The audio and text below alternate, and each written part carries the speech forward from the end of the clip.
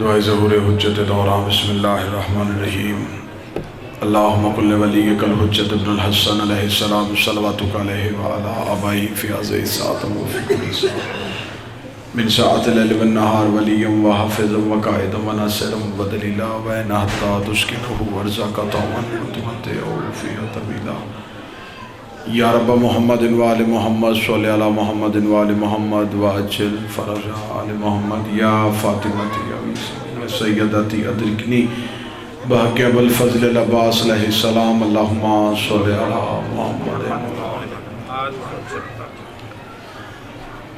بسم اللہ الرحمن الرحیم الحمدللہ رب العالمین اللہم ایاکا نعبد و ایاکا نستعین الصلاة والسلام والتحیة والإکرام علی سید اسلم مفی الوجود صاحب دائرۃ الوجود و صاحب المقام المحمود صاحب الوقار والسکینہ المدفون بالعرض مدینہ صاحب کوكب الدری و صاحب اللواء الحمد ثم الصلاة والسلام على سیدنا و ساندنا و حبیبنا و شفیع ذنوبنا و طبیب قلوبنا ابی القاسم محمد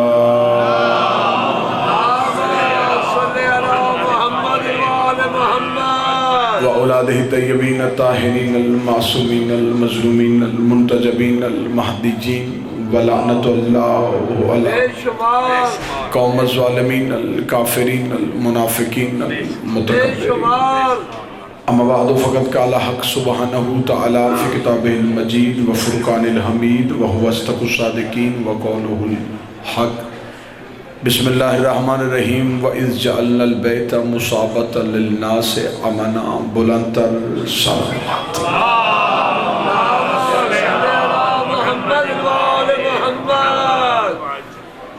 محبان نبی و اہل بیت نبی حبداران رسول و اہل بیت رسول دعا ہے کہ آل محمد کا عظیم اللہ ہماری اس عظیم ترین عبادت کو اپنی بارگاہ میں شرف قبولیت عطا فرمائے۔ رب الحسین بحق الحسین جتنے بھی ہاتھ ذکر شبیر میں مانگنے کے لیے آئے اس عزت والی دہلیز سے کوئی بھی خالی ہاتھ اللہ بانی مجلس حاضرین مجلس ذاکرین مجلس کے رزق معرفت میں اور رزق ولایت میں اضافہ فرمائے۔ جتنے بھی مومنین و مومنات بیمار ہیں جن بیماروں کو آپ ذہنوں میں سوچ کے بیٹھے ہیں میرا مالک واسطہ خالق خاک شفا کا انہیں صحت والی زندگی عطا فرمائے۔ بہت بڑی دعا مل کے آمین کہیے گا میرا اللہ اس وقت تک کسی شیعہ کی آنکھ موت کے لیے بند نہ ہو جب تک اسے حسین کی قبر کی زیارت نصیب قبر حسین کی زیارت کے لیے سارے حضرات مل کے بآواز بلند صلوات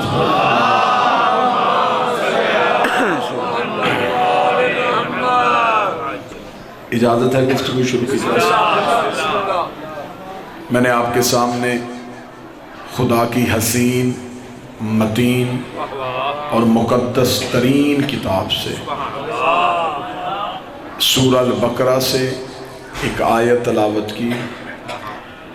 میں صرف آیت کا ترجمہ پڑھوں گا اور آپ کو موضوع بھی سمجھ آ جائے گا اور آپ کے چہروں میں آل محمد کی محبت کی مسکراہٹ اور چمک بھی آ جائے گا۔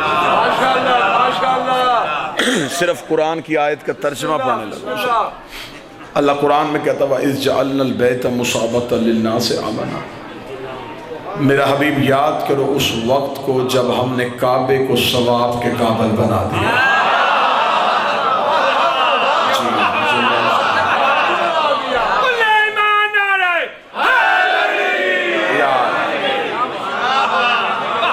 یاد کرو اس وقت کو جب ہم نے کعبے کو ثواب کے قابل بنا دیا۔ کعبہ پہلے سے تھا ثواب نہیں تھا۔ کعبہ گھر تھا سجدہ گاہ نہیں تھی۔ کعبہ ایک گھر تھا عبادت خانہ نہیں تھا۔ کعبہ پہلے سے تھا ثواب کے قابل نہیں تھا، نبیوں کی گزرگاہ تھی، ثواب کے قابل نہیں تھا، محترم تھا، ثواب کے قابل نہیں تھا۔ چلے پڑھے لکھے احباب تشریف فرما، میرا خیال ہے میں اگلا لفظ کہوں گا تو اس جملے کا لہو نہیں ہوگا۔ کعبہ تھا لیکن قبلہ نہیں تھا۔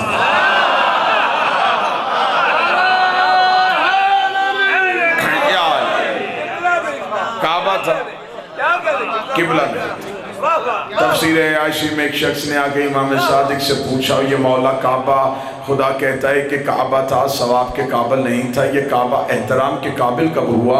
یہ کعبہ ثواب کے قابل کب ہوا؟ یہ کعبہ عبادت کے قابل کب ہوا؟ یہ کعبہ کب اس قابل ہوا تھا کہ کعبے کو قبلہ کہا جا سکے؟ امام مسکرائے، امام مسکرا کے فرمائے جب 3 دن تک ایک ماں بیٹھی رہی تھی کہ بیٹا بیٹھا،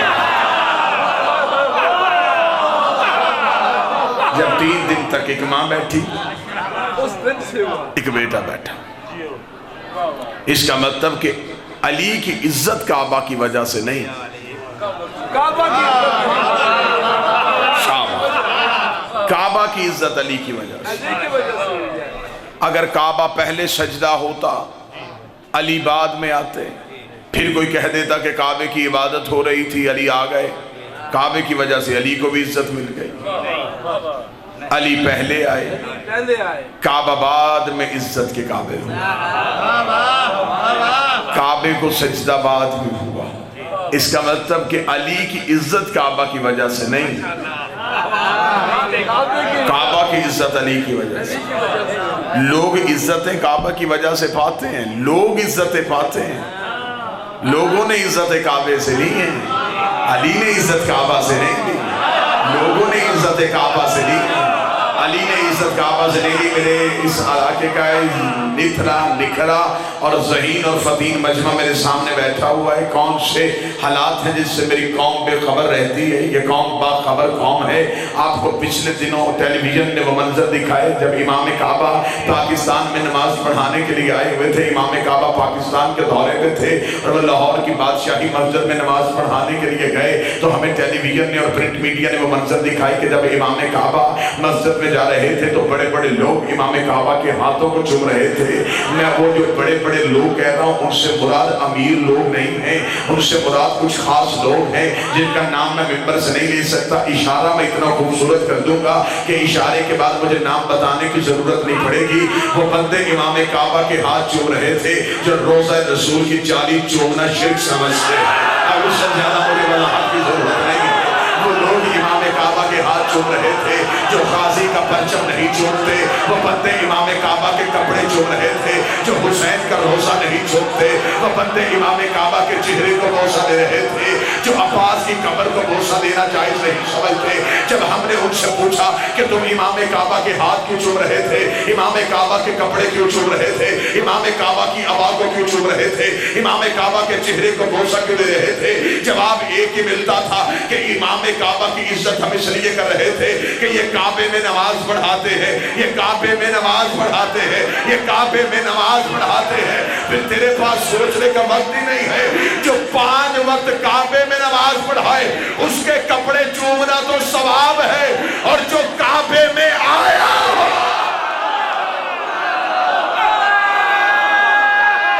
بسم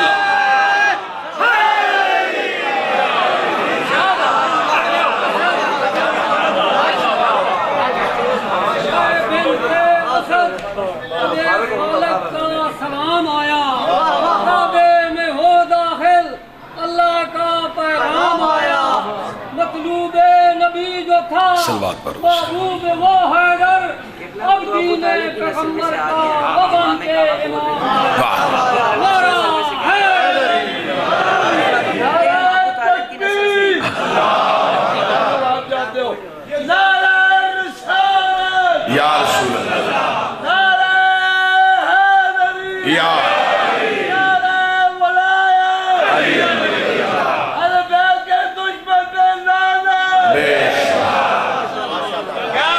تو جو ہے سب جی بسم اللہ سرکار آپ بھی آپ زندہ سلامت۔ اس کا مطلب ہے کہ عزتیں ملی ہیں تو علی کی وجہ سے، اور ویسے بھی ہم جسے رہبر مانتے ہیں، ہم جسے مرشد مانتے ہیں، یہ کسی بڑے کے پہلو میں لیٹ کے نام پر نہیں ہوتے۔ نا نا نا نا کچھ بندے اللہ جانے کس خیال میں بیٹھے ہوئے تھے، یہ کسی بڑے کے پہلو میں لیٹ کے نام پر نہیں ہوتے، بلکہ یہ جہاں جاتے ہیں اس جگہ کو نام پر کر دیتے ہیں۔ یہ مکہ میں آئے مکرمہ کر دیتے ہیں، مدینہ میں آئے منورہ کر دیتے ہیں، نجف چلے جائیں اشرف کر دیتے ہیں، کربلا میں آ جائیں تو معلیٰ کر دیتے ہیں، مشہد میں پہنچے تو مقدس کر دیتے ہیں، قاسمین میں چلے جائیں تو شریفین کر دیتے ہیں، قرب میں آئیں تو مقدسہ کر دیتے ہیں، بلکہ ان کے پہلو میں کوئی نام پر بھی لیٹ جائے تو گمنام ہو جاتا ہے۔ علی کے ایک طرف آدم سو رہا ہے، دوسری طرف نوح سو رہا ہے۔ جب بھی کوئی بندہ نجف جاتا ہے یہ نہیں کہتا کہ میں آدم کی زیارت کر کے آیا ہوں، میں نوح کی زیارت کر کے آیا ہوں، ہر کوئی یہی کہتا ہے میں علی کا سلام کر کے آیا۔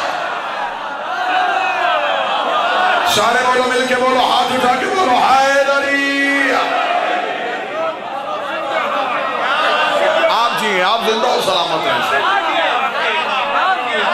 عزتیں علی کی وجہ سے، جتنی بھی عزتیں ملیں وہ علی کی وجہ سے۔ علی کو عزتوں کی ضرورت نہیں، عزتوں کو علی کی ضرورت۔ جب خم غدیر میں میرے بادشاہ علی کی ولایت کا اعلان ہوا تو صوصہ بن سوحان نے امام حسن کے قدموں پہ آگے کہا مولا مبارک ہو، آپ کے بابا آج ولی بن گئے، آج علی کو ولایت مل گئی۔ امام مسکرا کے فرماتے مجھے مبارک کیوں دیتا ہے، ولایت کو مبارک دی، علی نے اسے قبول کر لیا۔ مجھے مبارک دے، ولایت کو مبارک دے، اسے علی نے قبول کر لیا۔ اب اسی آیت کو میں آگے بڑھاؤں گا اور آپ لطف لیں گے، آیت کا لطف دیکھیے گا۔ خدا کہتا جب ہم نے کعبے کو ثواب کے قابل بنایا۔ اب آیت کا اگلا حصہ سنیے، خدا کہتا وَآہِدْنَا ابراہیم وَإِسْمَعِيلَ، پھر ہم نے وعدہ لیا ابراہیم اور اسماعیل سے۔ کس چیز کا وعدہ؟ قرآن، اِنَّ طَاہِرَ بَیْتِی، تم دونوں نے میرے گھر کو پاک کرنا ہے۔ قرآن ممبر پہ لے کے آؤ، قرآن کھولیں۔ خدا قرآن میں کہتے ہیں کہ میں نے ابراہیم اور اسماعیل سے وعدہ لیا، اِنَّ طَاہِرَ بَیْتِی، تم دونوں نے میرے گھر کو پاک کرنا ہے۔ میرے اللہ کیوں پاک کرنا ہے؟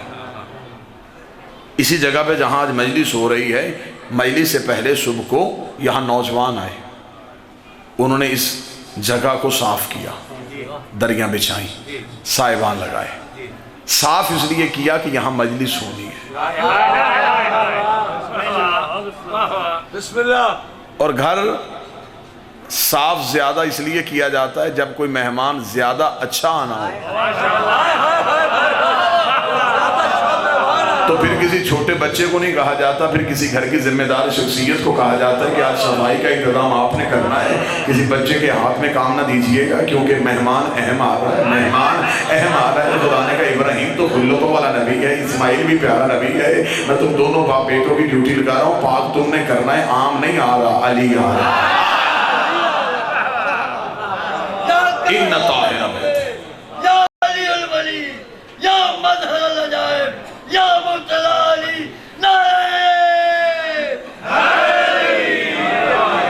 ان طاہر بیتی، تم دونوں نے میرے گھر کو پاک کرنا ہے۔ کس لیے پاک کرنا ہے، کس وجہ سے پاک کرنا ہے؟ اگلی آیت میں خدا وہ وجہ بیان کر رہا ہے کس وجہ سے پاک کرنا ہے۔ خدا کہتا ہے للطائفین والعاکفین الرکع السجود، تم دونوں نے میرے گھر کو اس لیے پاک کرنا ہے کہ یہاں طواف ہونا ہے، اعتکاف ہونا ہے، رکوع ہونا ہے اور سجدہ ہونا ہے۔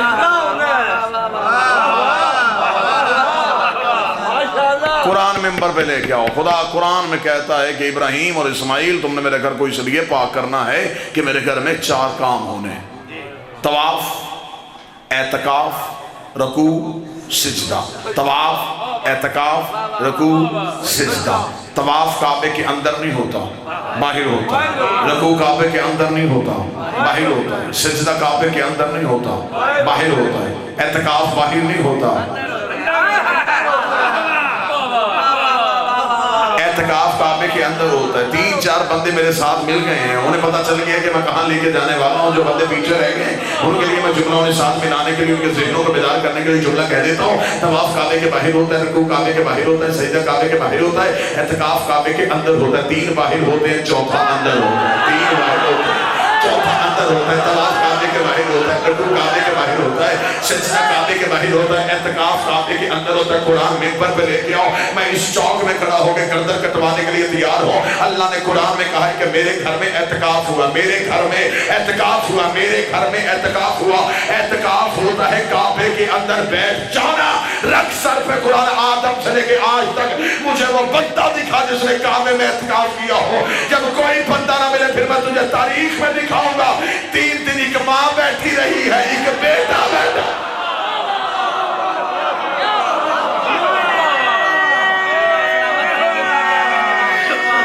بسم اللہ.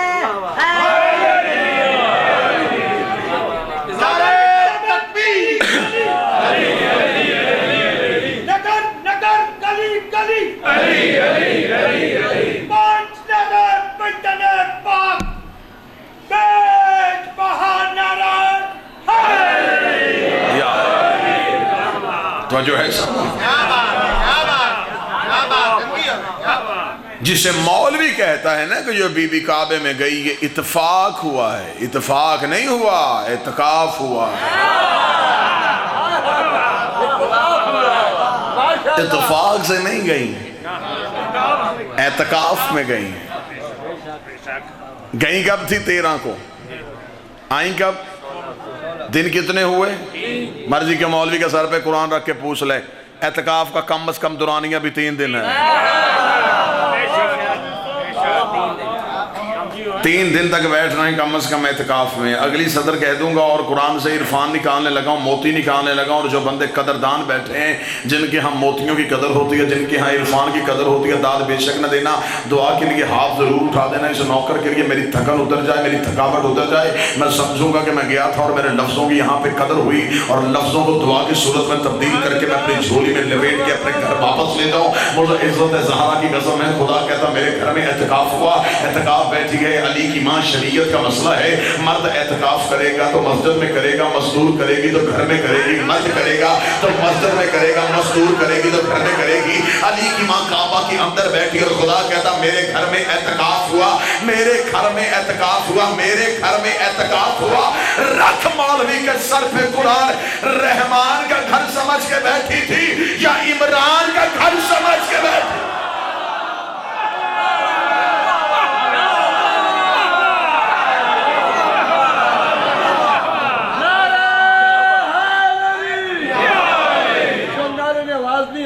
آج غلام کا سارے پتہ کسی بھی جنہاں نے جواب ہے دینے. نعرہ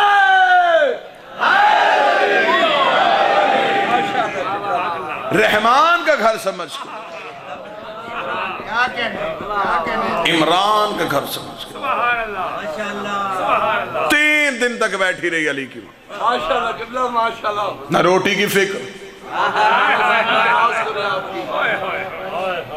جو ظاہر بیٹھے ہوں زیارت کر کے آئے ہو, جتنے ظاہر بیٹھے ہو ذرا مہربانی فرمانا ہاتھ اٹھانا. جتنے ظاہر بیٹھے ہو, جنہوں نے زیارت کی ہے کوفے کی, کوفہ کا جو ظاہر بیٹھے ہو, وہاں پہ مولا امیر کا گھر ہے. ایسا ہے, وہ وہاں کے لوگوں سے پوچھ لینا, وہاں پہ بیٹھے ہو علماء سے پوچھ لینا, وہ کہتے ہیں یہ وہی طرز تعمیر ہے, صرف اس کی ہم نے تھوڑا سا اس کی درستگی کی ہے. درستگی سے مراد ہم نے اس کی حیت کو تبدیل نہیں کیا, نقشے کو تبدیل نہیں کیا, تھوڑی سی اس کی پائیداری کے لیے ہم نے اسے مضبوط کیا ہے, ورنہ یہ اسی نقشے پہ ہے جیسے کوفے میں علی رہتے تھے.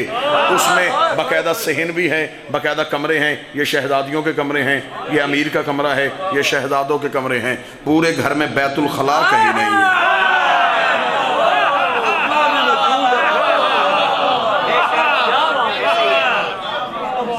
تو اب بھی یہ کہتا ہے کہ یہ پیدا ہوتے ہیں. 3 دن جو رہی ہے علی کی ماں کعبہ کے اندر, 3 دن جو رہی ہے, 3 دن بیٹھی رہی علی کی ماں. پیدا نہیں, نازل ہوتے. میرا اس بندے سے خطاب ہی نہیں ہے جن کے مذہب میں داڑھی واجب اور علی مستحب ہو.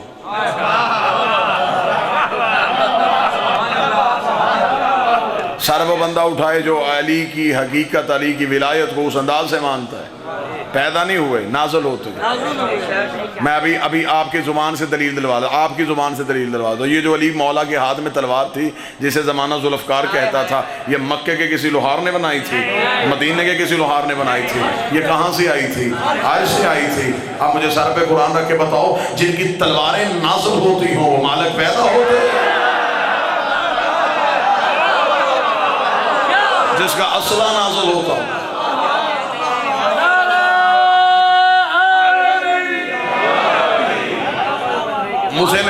مجھے اندازہ نہیں تھا، میں ممبر پہ تھا تو مجھے بزرگ نے بتایا کہ یہ وہ جگہ ہے جہاں پہ آپ کے بزرگ قبلہ مبلغ اعظم مولانا اسماعیل علیہ مقام ہوا ہے. مجھے اندازہ نہیں تھا. مجھے ابھی ممبر پہ یہ خبر موصول ہوئی کہ یہاں پہ وہ فقیر ولایت علی، وہ وکیل حق زہرا، جن کی قبریں ہمارے جسموں سے زیادہ مہنگی. بسم اللہ. وہ یہ میں نے بات کی نا، وہ انہی کی بات مجھے یاد آ گئی قبلہ مبلغ اعظم کی. قبلہ مبلغ اعظم ایک جگہ پہ مناظرہ کر رہے تھے تو مخالف مولوی نے کہا کہ مولوی اسماعیل یہ کیا تم شیعوں نے باتیں کی ہیں کہ علی کی تلوار عرش سے آئی تھی؟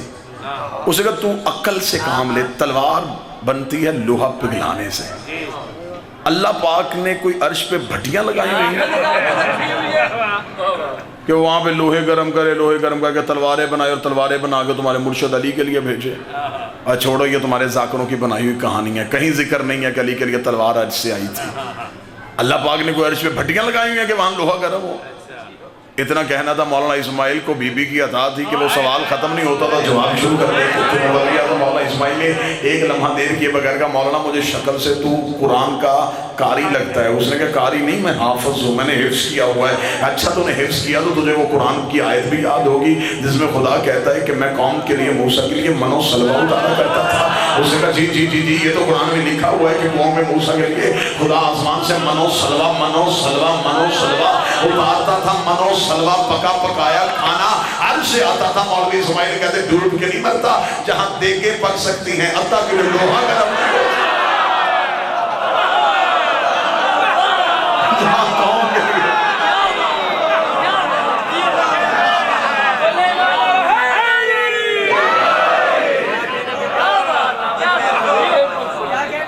دیکھیں مقصد یہ وہ بڑوں کی باتیں ہیں جو چھوٹوں کو بڑا کر دیتی ہیں. کیا کہنے، کیا عطا تھی شہزادی کی. میری دھرتی کو اعزاز حاصل ہے، میری دھرتی پہ وہ مرد کلندر سویا ہوا.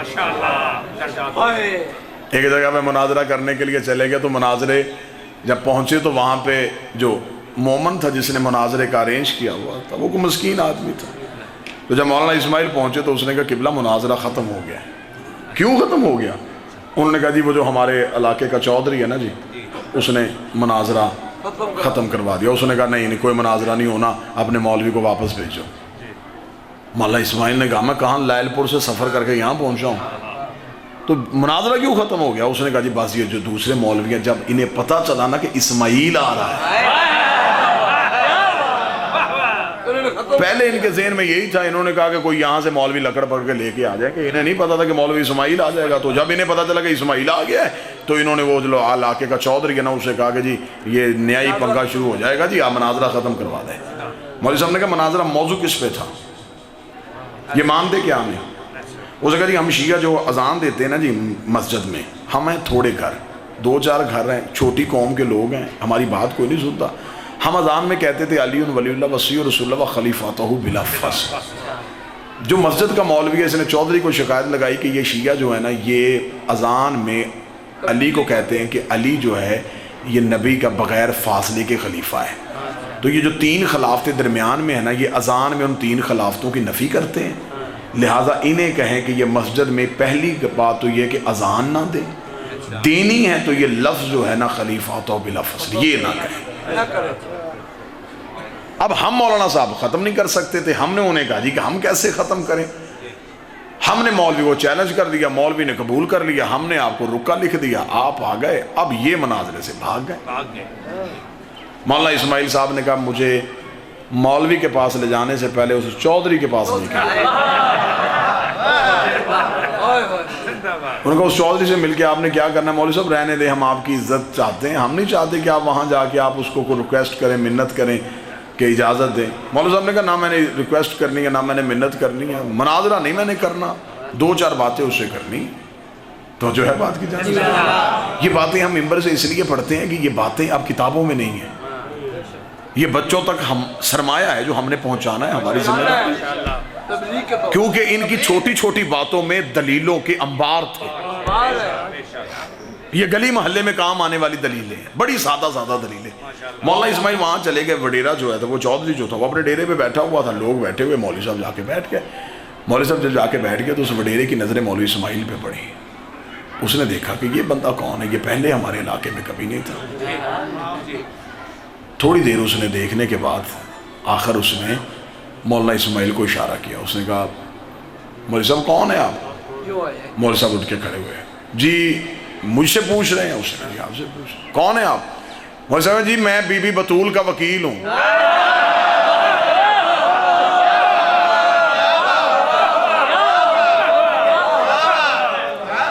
تعارف، کیونکہ مولانا صاحب علم کلام کو بڑا جانتے تھے، تعارف اس لیے اس انداز سے کروایا کہ جس بندے نے نہیں بھی توجہ کرنی تھی وہ بھی کرے۔ اگر اٹھ کے کہتے جی میرا نام اسماعیل ہے تو ہو سکتا کوئی بندہ دیکھتا کوئی نہ دیکھتا کہ پتہ نہیں یہ کون ہے، کسی کام آیا ہوگا۔ جب کہا نا بی بی بطول کا وکیل، جس نے نہیں بھی دیکھنا تھا اس نے دیکھا۔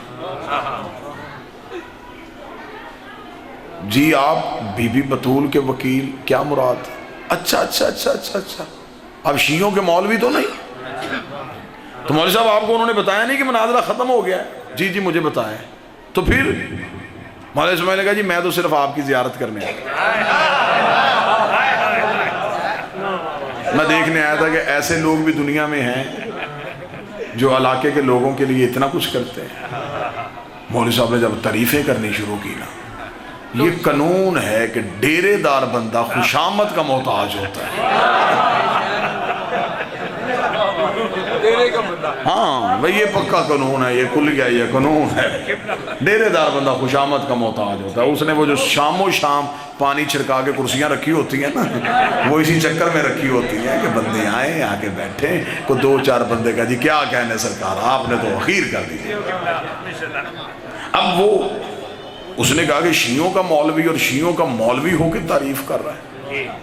انہوں نے مولوی اسماعیل کو پاس بٹھا لیا، مولوی صاحب مناظرہ نہیں ہونا۔ مولوی صاحب نے کہا جی بالکل نہیں ہونا، ہونا بھی نہیں چاہیے، ہوتا بھی نہیں ہے، بس ٹھیک ہے محبت پیار کے ساتھ زندگی گزارے، جو جہاں لگا ہے لگا رہے، بات بڑی ٹھیک ہے۔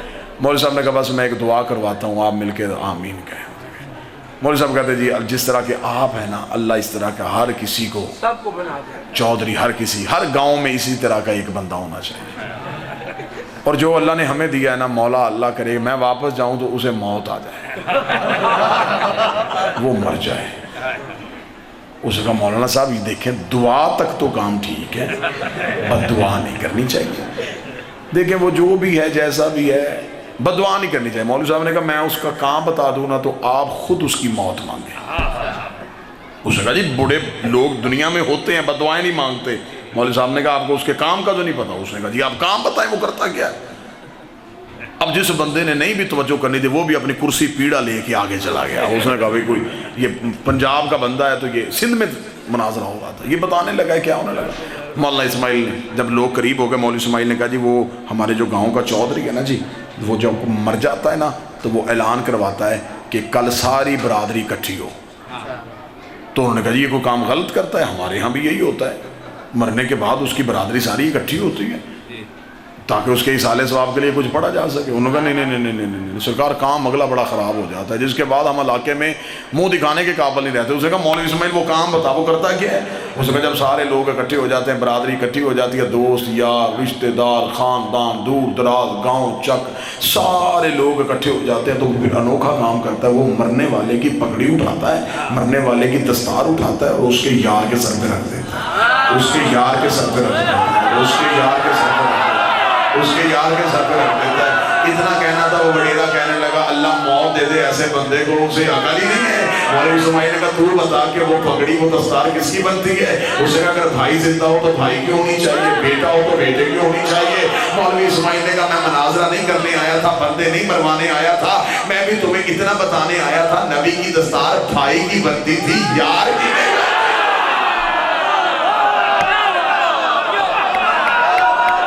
بھائی کی بنتی، بس اتنی بات۔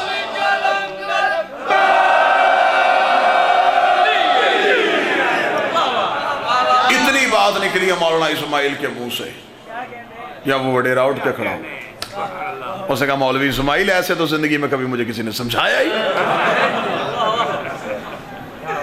یقین کیجئے گا میری قوم کے نوجوانوں، وہ جو شیعہ بندہ تھا وہ اپنے گھر بیٹھا ہوا تھا، وہ جو ڈیرا تھا وہ مجلس ہو گئی، خطیب مولوی اسماعیل ہو گیا۔ مولوی اسماعیل اس وڈیرے کے ڈیرے سے اس وقت تک نہیں گیا جب تک اس نے اعلان نہیں کروایا کہ آج کے بعد میرے چک میں جو بھی اذان ہوگی اس میں ولایت علی کی گواہی ہو۔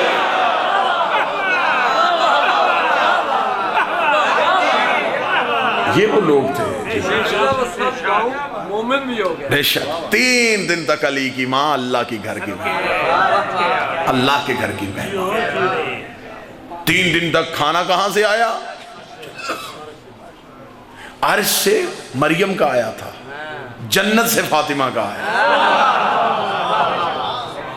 یہ جو عرش سے آتا رہا یہ بی بی مریم کا آتا رہا۔ عرش سے کھانا منگوانا کوئی فن نہیں، یہ قوموں کے لیے بھی آتا رہا ہے۔ کھانے جنت سے آنے اور روٹیاں جنت میں بھجوانی، یہ کرینہ صرف سیدوں کے گھر میں ہی تھا جنت سے۔ اور جناب عیسیٰ کے جب آمد کا وقت تھا نا، جناب عیسیٰ کے ظہور کا وقت تھا، تو جب جناب عیسیٰ دنیا میں آ گئے تو مریم بی بی نے انتظار کیا، کھانا نہیں آیا۔ جناب مریم نے منہ آسمان کی طرف کر کے صبح سے لے کے شام تک انتظار کیا۔ شام کو جناب مریم نے کہا میرے اللہ کوئی غلطی ہو گئی، پہلے صبح کا آتا تھا، دوپہر کا آتا تھا، شام کا آتا تھا، کھانا کیوں نہیں آیا؟ آواز آئی مریم جو کام ہم نے لینا تھا وہ لے لیا، اب عیسیٰ دنیا میں آ گیا، اب کھجور لا، کھجوریں گریں گی، خود بھی کھا اسے بھی کھلا، خود بھی کھا اسے بھی کھلا۔ واقعہ قرآن میں لکھا ہے، خدا نے کہا میں نے عیسیٰ کا انتظار کرنا تھا، اب عیسیٰ دنیا میں آ گیا ہے، اب تمہیں کھجوریں ہلانی پڑے گی، خود بھی کھا بچے کو بھی کھلا، خود بھی کھا بچے کو بھی کھلا۔ 13 رجب کو علی کعبہ میں آئے، 13 رجب کو کعبے میں آنا تھا۔ فاطمہ بنت اسد نے بیٹے کو سینے سے لگایا، خانہ کعبہ کے دروازے کی طرف علی کی ماں چلی، آواز ربو بھی کہتا ہے فاطمہ کہاں جا رہی ہے؟ فرمایا آپ نے عیسیٰ کی آمد کے بغیر بھی یہ کہہ دیا تھا کہ عیسیٰ آ گیا ہے، مریم تجھے خود کھانا پڑے گا، خود کھلانا پڑے گا۔ میرے اللہ علی آ گیا، میں اپنے گھر چلی جاؤں، میں اپنی حویلی چلی جاؤں۔ آواز آئی فاطمہ بنت اسد واپس آ جا، وہ عیسیٰ کی ماں تھی تو حیدر کی ماں، وہ مقتدی کی ماں تھی، وہ مقتدی کی ماں تھی، تو امام کی ماں، وہ پیچھے نماز پڑھنے والے کی ماں تھی، تو نماز پڑھانے والے کی ماں ہے۔ 3 دن تک علی کی ماں رکھی، اور 3 دن کے بعد جب علی کی ماں خانہ کعبہ سے باہر آئیں تو خانہ کعبہ کے باہر مکے کے لوگوں کا ہجوم تھا۔ تاریخ اسلام میں جتنے بھی مجمع لگے ان مجمعوں میں سے ہر مجمع کا تعلق کسی نہ کسی طریقے سے علی کے ساتھ تھا۔ مکے کا بہت بڑا مجمع۔ اگلی سطر جو میں کہنے لگا ہوں، اس سطر پہ پاکستان کے ان رجب کے جشنوں میں ہر جگہ پہ اس نوکر نے بہت دعا وصول کی ہے، میں یہاں سطر کہنے لگا ہوں۔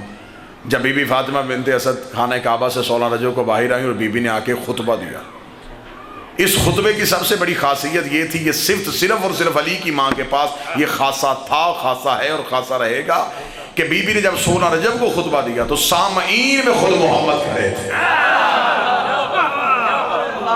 خطبہ سننے والوں میں خود پیغمبر کھڑے تھے۔ جناب رسالت ماں بی بی فاطمہ بنت اسد کی طرف دوڑ کے کہا اماں فاطمہ، اماں فاطمہ علی مجھے دے دے، اماں فاطمہ علی مجھے دے دے، اماں فاطمہ علی مجھے دے دے۔ یہ شبلی نعمانی ابن خلدون جہاں جہاں تک اہل سنت محرک سیرت نگار بٹھا ہے اور اس نے لکھا ہے، اس کی کتابیں اٹھاؤ، میں ممبر پہ ڈھیر لگانے کے لیے تیار ہوں۔ علی کی ماں رشتے میں رسول کی چچی لگتی تھی، چاچی لگتی تھی۔ ساری زندگی نبی نے بی بی فاطمہ کو چچی کہہ کے نہیں بلایا، اماں کہہ کے بلایا، اماں فاطمہ، اماں فاطمہ، اماں فاطمہ، اماں فاطمہ۔ رسول ماں کہہ کے بلا رہا ہے، میرے رسول اللہ رشتوں کا تقدس تو نے بتایا ہے، رشتوں کا فرق بھی تو نے بتایا ہے، یا رسول اللہ آپ کی چچی لگتی ہے، اب چاچی کہہ کے بلا رہے، ماں کہہ کے کیوں بلا رہے ہیں؟ آواز آیا میں علی کی ماں کو ماں کہہ کے دنیا کو بتانا چاہتا ہوں، ماں کے گھر بھائی پیدا ہوتے ہیں، یار پیدا نہیں ہوتے، ماں کے گھر بھائی آتے ہیں۔ اماں فاطمہ اور 3 دن کے علی ظاہری طور پہ 3 دن کے علی رسول کے ہاتھوں پہ بولے۔ یہ جو مولا علی کا دعویٰ سلونی ہے نا، یہ سلونی کا دعویٰ علی نے پہلی بار کوفے کے منبر پہ نہیں کیا، یہ سلونی کا دعویٰ علی نے پہلی بار رسول کے ہاتھوں پہ کیا،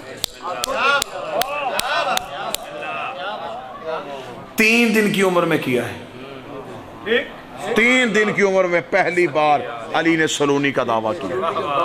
یہ دعویٰ سلونی پہلی بار علی نے کب کیا؟ جب 16 رجب کو علی کی ماں علی کو لے کے کعبہ کے باہر آئی تو مکے کے کافروں نے پریشان ہو کے پوچھا یہ بچہ کہاں سے آیا، یہ بچہ کہاں سے آیا، یہ بچہ کہاں سے آیا؟ گئی تو ابو طالب کی زوجہ اکیلی تھی، یہ بچہ کہاں سے آیا، یہ بچہ کعبے سے کہاں سے لے کے آ گئی؟ کیونکہ اس وقت کعبہ کے اندر بت پڑے ہوئے تھے، تو کسی نے کہا لات سے پوچھو کہ بچہ کہاں سے آیا، کسی نے کہا منات سے پوچھو کہ بچہ کہاں سے آیا، کسی نے کہا عزت سے پوچھو کہ بچہ کہاں سے آیا، کیونکہ کعبہ کے اندر بت رہتے ہیں، وہ بتوں کو کعبے کا مالک سمجھتے تھے۔ انہوں نے کہا لات سے پوچھو بچہ کہاں سے آیا، منات سے پوچھو بچہ کہاں سے آیا، عزت سے پوچھو بچہ کہاں سے آیا۔ لات کے پجاری لات کے پاس چلے گئے، منات کے پجاری منات کے پاس چلے گئے، عزت کے پجاری عزت کے پاس چلے گئے، اپنے اپنے بتوں کے قدموں پہ گر کے کہنے لگے تم کعبہ میں رہتے ہو، ہم 3 دن کعبہ میں نہیں آئے، تم بتائیں بچہ کہاں سے آیا، آپ بتائیں بچہ کہاں سے آیا۔ یہ بتوں سے پوچھ رہے تھے کہ بچہ کہاں سے آیا۔ 3 دن کا علی رسول کے ہاتھوں پہ تڑپا، تڑپ کے کہا ان سے نہ پوچھو، سلونی سلونی، مجھ سے پوچھو، مجھ سے پوچھو، سلونی سلونی، سوال کرو مجھ میں سوال کرو۔ اتنے تم زمین کے رستے نہیں جانتے جتنا میں آسمان کے رستے جانتا ہوں۔ بڑا خوبصورت جملہ میں ہدیہ کرنے لگا ہوں۔ جب کوفے کے منبر پہ میرے مولا علی آئے تھے نا، پہلے دن ظاہری خلافت مولا نے لی تھی، تو مولا جب مسجد میں آئے نا تو مسجد میں مولا علی، مسجد کھچا کھچ بھری ہوئی تھی بیعت امیر کے لیے کہ علی کے ہاتھ میں بیعت۔ جب علی مسجد میں پہنچے تو رسول کا جو منبر تھا، منبر کے 3 زینے تھے اور چوتھا عرشہ تھا، جو سب سے اوپر ہوتا اسے عرشہ کہتے ہیں، 3 زینے تھے۔ رسالت مآب اس منبر پہ عرشے پہ بیٹھتے تھے، اس کے بعد جو خلیفہ آیا وہ نیچے والے زینے پہ، دوسرا دوسرے والے زینے پہ، تیسرا تیسرے والے زینے پہ۔ اب منبر وہی تھا، مسجد وہی تھی، علی مسجد میں آ گئے، لوگ کھچا کھچ رش بڑا ہوا ہے، لوگ ایک دوسرے کے کانوں میں باتیں کر رہے تھے، علی زمین پہ بیٹھے گا، کوئی کہتا نہیں کوئی نیا ممبر بنوائے گا، کوئی کہتا نہیں کھڑا ہو کے خطبہ دے گا، کیونکہ ممبر پہ تو کوئی جگہ ہی نہیں ہے، علی کہاں پہ بیٹھے گا، علی کس جگہ پہ آئے گا۔ کھچا کھچ مسجد بھری ہوئی تھی، علی لوگوں کے رش کو چیرتے ہوئے ممبر کے قریب آئے، لوگوں کی نظریں علی پہ سانس رکے ہوئے تھے، حلق بج رہے تھے، آوازیں دب رہی تھی، علی کہاں بیٹھے گا، علی کہاں بیٹھے گا، علی کہاں بیٹھے گا۔ علی نے پہلا قدم پہلے زینے پہ رکھا، دوسرا قدم دوسرے زینے پہ رکھا، تیسرا قدم تیسرے زینے پہ رکھا۔ لوگوں کے دل دہل گئے کہ اب علی رسول کی جگہ پہ بیٹھے گا، لیکن طریق نے وہ منظر دیکھا کہ علی رسول کی جگہ پہ بھی نہیں بیٹھے، علی عرشے کے اوپر جا کے کھڑے ہو گئے۔ علی نے عرشے پہ جا کے دونوں پاؤں رکھ دیے۔ جب علی عرشے پہ دونوں پاؤں رکھ کے کھڑے ہو گئے تو ایک بندہ چیختا ہوا، لوگوں کے رش کو چیختا ہوا علی کے سامنے آ گیا تھا، حاضر پہ تقدم بعزت رسول، تو نے تو نبی کی بھی عزت نہیں کی، یہاں نبی بیٹھا کرتے تھے اور تو پاؤں رکھ کے کھڑا ہو گیا۔ علی نے فرمایا بکواس نہ کر، یہ تو لکڑی کا منبر ہے، میں تو شانوں کا سوار ہوں۔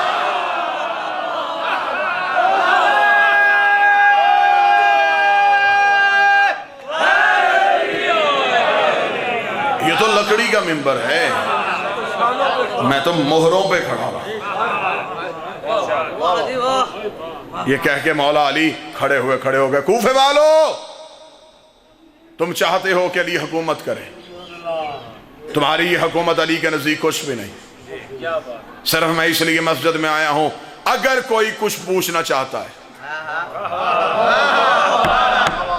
3 لفظ پڑھنے لگا ہوں مالک علی کے، لفظ بتائیں گے کہ یہ صاحب نہج البلاغہ کی زبان سے نکلے۔ مولا نے پہلا جملہ کیا کہا، مولا نے اپنے ہاتھ کو کوفے والوں کی طرف کیا، برطرف کر کے علی نے اپنی جلد کو پکڑا، جلد کو پکڑ کے علی نے کہا یہ جلد نہیں، ھذا صفت العلم، یہ علم کا غلاف ہے۔ ہوئے ہوئے یہ علی کی جلد نہیں ہے، یہ علم کا غلاف ہے۔ یہ کہہ کے علی نے اپنی عبا کو کھولا اور اپنی پسلیوں پہ ہاتھ رکھا، پسلیوں پہ ہاتھ رکھے گا یہ علی کی پسلیاں نہیں، یہ علم کی حدیں ہیں۔ ہوئے ہوئے ہوئے پھر اس کے بعد علی نے اپنے سینے پہ ہاتھ رکھا، سینے پہ ہاتھ رکھ کے کہا یہ میرا سینہ نہیں، یہ توحید کا صندوق ہے۔ ھذا کنزینۃ التوحید، یہ توحید کا صندوق ہے۔ صندوق میں ہوتی ہیں ہمیشہ قیمتی چیزیں۔ علی نے فرمایا اس کے اندر اللہ کے راز چھپے ہوئے ہیں۔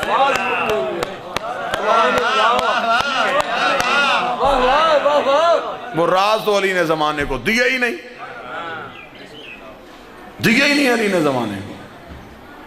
مولا امیر المومنین کا یہ واضح فرمان، علی نے فرمایا جتنا بڑا میں سخی تھا اتنا مجھ سے کسی نے مانگا نہیں، جتنا بڑا میں عالم تھا اتنا مجھ سے کسی نے پوچھ نہیں۔ یہ آج آ کے مجھ سے یہی پوچھتے رہے ہماری پگڑی کے پیچ کتنے ہیں، یہ رستہ کہاں جاتا ہے۔ مجھ سے پوچھتے، میں انہیں پانی میں چلنے کا طریقہ بتاتا، میں انہیں ہواؤں میں اڑنے کا سلیقہ سکھاتا۔ سبحان اللہ، کتنا سبحان اللہ۔ امام حسن کا بعض آخری لفظ کہوں گا، مجھے لفظ یاد آ گیا۔ امام حسن علیہ السلام کے بعد ایک شخص آیا، اس نے کہا کہ یہ جو آپ کے بابا علی نے دعویٰ شروع نہیں کیا تھا آپ بھی کرتے ہیں؟ امام نے فرمایا ہم سارے ہی علی ہوتے ہیں، ہم شکلیں بدلتے ہیں، دعوے نہیں بدلتے۔ ہماری شکلیں تبدیل ہو جاتی ہیں، دعوے تبدیل نہیں ہوتے۔ اس نے کہا اچھا تو پھر آپ مجھے بتائیے گا یہ آپ کہتے ہیں کہ ہر چیز کا ذکر قرآن میں ہے؟ امام نے فرمایا بے شک ہے۔ اس نے کہا ہر چیز قرآن میں لکھی ہے؟ امام نے کہا ہاں لکھی ہے۔ اس نے کہا پھر آپ مجھے بتائیے جو ہم بنی امیہ کے لوگ ہوتے ہیں تو ہماری داڑیاں جو ہوتی ہیں یہ کہیں کہیں ہوتی ہیں، اب ہاشمیوں کی داڑیاں گھنی ہوتی ہیں، یہ ہاشمیوں کی داڑیاں گھنی ہوتی ہیں، اور جو ہم امیہ کے لوگ ہوتے ہیں ہماری داڑیاں ہلکی ہوتی ہیں۔ یہ قرآن میں ہے؟ اب اس نے یہ لفظ مذاقن کہا کہ کیا یہ داڑیوں کا ذکر بھی قرآن میں ہے؟ زندگی قربان کروں، امام ہونا ہی ایسے چاہیے۔ اتنا شکلہ کہنا تھا امام اس قرآن کہتے تمہیں قرآن میں نہیں کہا یا قرآن طیب من الجنت والحرام، خدا قرآن میں کہتا ہے کہ طیب زمینیں پاک فصلیں دیتی ہیں اور خبیث زمینیں خبیث فصلیں دیتی ہیں۔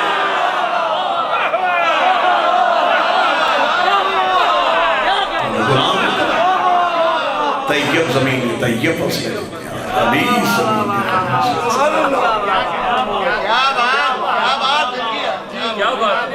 اور ہر مجلس میں کہتا ہوں، ہر مجلس میں کہتا ہوں، آج بھی کہہ رہا ہوں، یہ جتنے بھی فضائل پڑھے جاتے ہیں یہ صرف جسم کے فضائل، ابھی تک ممبر سے کمبر نہیں پڑھا گیا، کلندر نہیں پڑھا گیا، فضا نہیں پڑھے گی۔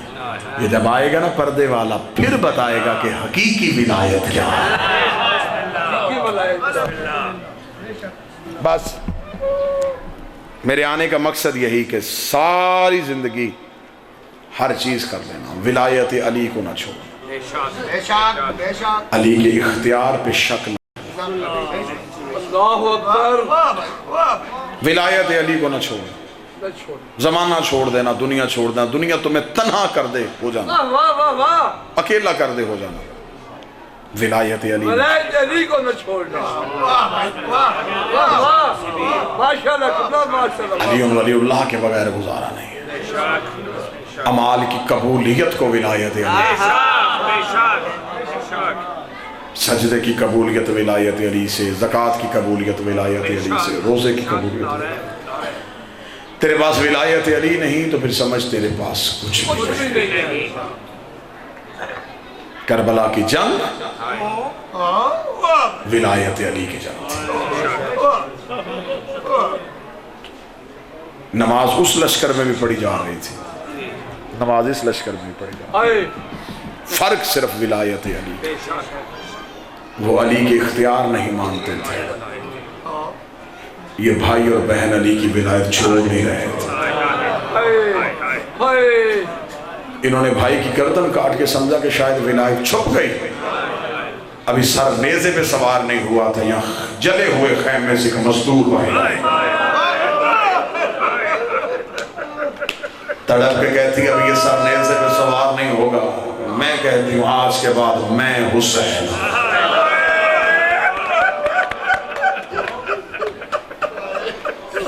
یا حسین، آؤ مجھ پہ سوال کرو کہ علی ولی اللہ کہاں لکھا ہے، میں تمہیں بتاؤں زینب کے برقے پہ لکھا ہے، سکینہ کے رخساروں پہ لکھا ہے، سجاد کی کمر پہ لکھا ہے، اکبر کے جگر پہ لکھا ہے، قاسم کے ٹکڑوں پہ لکھا ہے، غازی کے بازوؤں پہ لکھا ہے، سیدوں کی غربت پہ لکھا ہے،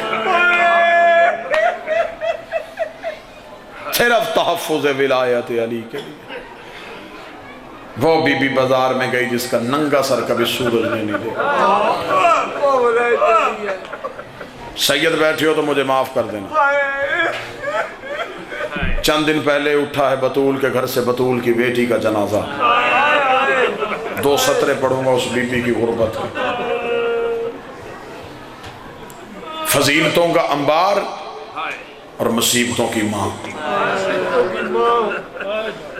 مدینے سے چلی بطول، مکے آئی جانشین رسول، کربلا میں 8 دن حسن بن کے حسین کو تسلیاں دیتی رہی، شام غریبہ کی رات زینب عباس بن گئی، 11 محرم کو زینب علی بن گئی، کربلا سے کوفہ چلی گئی، کوفہ سے شام آ گئی، 72 بازار، 144 گلیاں، 288 موڑ، درباروں کی پیشیاں، پتھروں کی بارش، شرابیوں کے مجمع، شام سے پھر مدینے، مدینے سے پھر شام، 6666 میل ننگے سر سفر کر کے 15 رجب کو شام کی پہاڑیوں میں آگے رو کے کہتی میرے اللہ اب زینب تھک گئی،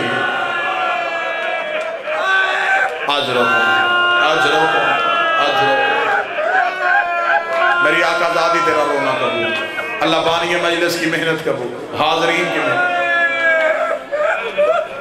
رو کے کہتے میرے اللہ اب زینب تھک گئی، تیرا دین بچ گیا، زینب تھک گئی۔ مجھے حسین کی عزت کی قسم، اکثر لوگ کہتے ہیں کہ ممبر سے ذاکرین سخت مصائب پڑھ دیتے ہیں، مصائب ہے اس سختی کا نام، ہم تو چھپا چھپا کے پڑھتے ہیں۔ بابا مہندی شاہ جی کتاب سے روایت پڑھتے ہیں تو کئی گھنٹے سوچتے رہتے ہیں کہ یہ روایت کیسے پڑھیں گے، اسے کیسے سجائیں، کتنی چھپائیں، کتنی پڑھیں۔ کسی جگہ پہ اگر ہم روایت تھوڑی سی کھول کے پڑھ دیں نا، 2 دن بعد فون آنے شروع ہو جاتے ہیں، بے شک آپ کا حوالہ ٹھیک ہے، کتاب بھی ہے، آج کے بعد ایسی روایت نہ پڑھیے، جب سے آپ پڑھ کے آئے ہیں ہمیں سکون نہیں ہو رہا، ہماری بیٹیاں گھر میں رو رہی ہیں، ہم ڈر جاتے ہیں، ہم اگلی مجلس میں وہ روایت پڑھتے نہیں ہیں، اب کوئی سید بیٹھا مجھے اجازت دے دینا، ہم تو صرف اتنا پڑھتے نا کہ شام کے بازار میں پتھروں کی بارش ہوئی ہے، مجھے غازی اپنے حسین کے عزاداروں میں سے نہ اٹھائے، مجھے زہرا کی چادر کی قسم ہے صرف پتھروں کی بارش نہیں ہوئی، کمینی عورتوں نے کپڑوں کو آگ لگا کے علی کی بیٹیوں پہ پھینکی ہے، جس کے ہاتھ میں برتن تھا اس نے برتن پھینکا، جس کے ہاتھ میں ابلا ہوا پانی تھا اس نے پھینکا۔ سجاد کہتا جب شام کا بازار عبور کر کے آئے، سجاد کہتا دیوار کے ساتھ لگ کے کھڑی ہوئی علی کی بہو بیٹیا، سجاد کہتا میں پہچان ہی نہیں سکا ان میں اکبر کی ماں کون ہے، اصغر کی ماں کون ہے، قاسم کی، اتنی زخمی ہو گئی علی کی بیٹیاں، ان کمینوں نے اتنا علی کے بیٹوں کو نہیں مارا جتنا علی کی بیٹیوں کو مارا۔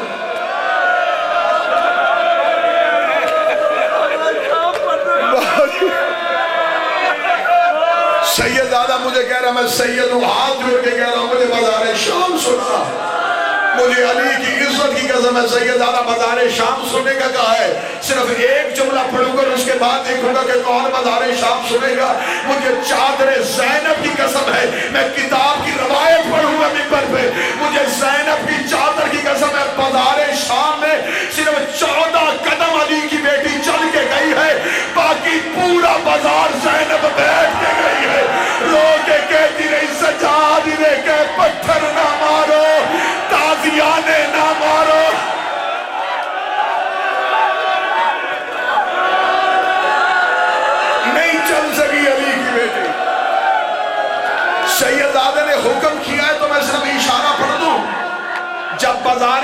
अबूर करके चली गई थी ना अली की बेटी, 6 महीने बाद एक यमन का ताजर शाम आया, उसने शाम की दीवारों पे लहू के छींटे देके उसने एक दुकानदार से कहा शर्म नहीं आती, जानवर छतों पे ज़िबा करते हो, तुम्हारे शहर की दीवारें लहू से भरी हुई है। उसने कहा कलमा किसका पढ़ता है? उसने कहा मदीने वाले मोहम्मद का। उसने जितनी जल्दी हो सके शाम छोड़ के चला जा। उसने कहा मुझे बताइए दीवारों पे लहू किनका है? उसने कहा 6 महीने पहले किसी गरीब की बहने हाथों में रस्सियां पहन के इन बाजारों से गुजरी है, इन बेगैरतों ने इतने पत्थर मारे भर गई शाम की दीवार। 2 मिनट और पढ़ दे, 2 मिनट और पढ़ूंगा, ना तुम बाजार सुनोगे ना मैं बाजार पढ़ूंगा, ना तुम बाजार सुनोगे ना मैं बाजार पढ़ूंगा। जो शाम के जाहिर बैठे हो मेरी गवाही देना, शाम के जाहिर, शाम के जाहिर मेरी गवाही देना। अज़ादारो दरबार था ना जो इस मलाउन का, इस दरबार को एक बाजार आता होगा, एक रास्ता होगा ना, वो जो रास्ता दरबार को जाता होगा। रख मेरे सर पे कुरान, मुझे बीबी की गुर्बत की कसम है, ज़ैनब एक बाजार से नहीं गई। जब भी आप शाम जाएं वहां पे बैठे हुए उलमा से पूछें अली की बेटी कहां से आई थी, कोई कहता सूखे हमीदिया से, कोई कहता सूखुल शर्क से, कोई कहता सूखुल गरब से, कोई कहता उस गली से आई थी, कोई कहता उस बाजार से आई थी। मैं आखिरी जुमला पढ़ के मिंबर छोड़ने लगा हूँ। मैंने 1 साल वहां पे बैठे हुए सैयद आलम दीन से पूछा, मैंने कहा मैं पाकिस्तान का जाकर हूँ, हमें एक रवायत बता दो कि अली की बेटी किस बाजार से गुजरी थी। उसने सर से अमामा उतारा, रोता हुआ बीबी की जरी में बैठ गया। उसने रो के कहा वो शाम की गली गली ही नहीं थी जहां से अली की बेटी नहीं गुजरी। मैंने कहा बीबी हर गली में कैसे चली गई? अब जो सैयद बैठे और नुकरानी के बेटे को माफ कर देना। उसने कहा ज़ैनब हर गली में इसलिए गई कि शाम की कमीनी औरतों ने यजीद को खत लिखा। इन्होंने कहा हम बाजार में इस्तकबाल करने आई थी, लेकिन बाजार का माहौल हमारे खड़े होने के लायक नहीं है। बाजार का माहौल बड़ा निजस है, लोग शराब पी रहे हैं और ढोल की ताब पे नाच रहे हैं। हम अपने घरों की छतों पे जा रहे